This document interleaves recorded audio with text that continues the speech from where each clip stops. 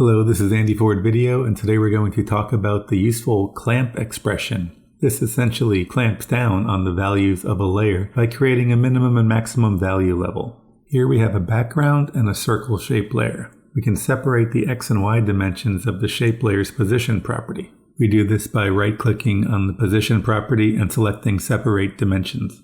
Next, we'll add two slider controls to the layer and name them X and Y.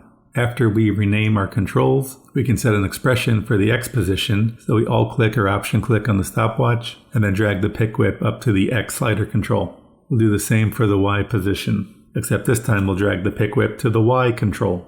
And now you can see that whatever we set our X and Y values through on our slider control becomes the position of our shape layer.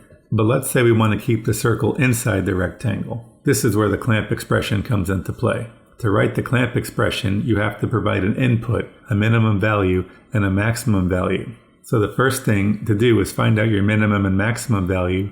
So in this example, our circle hits the rectangle boundary at about 265, and the maximum boundary looks like 1655.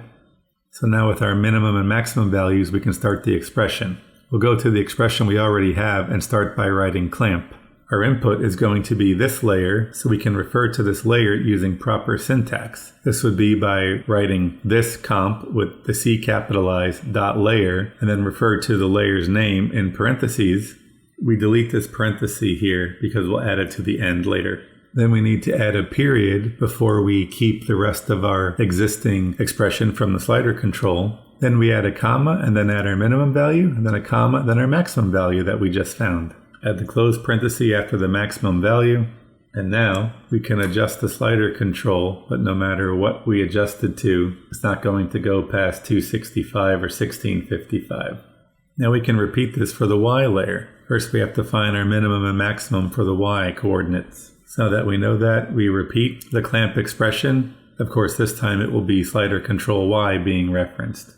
Remember to remove this parenthesis and add it to the end, and then add your period before the word effect, and at the end append your minimum and maximum values with comma separating. And now no matter what the slider control Y value is set to, the circle will remain within the boundaries we set.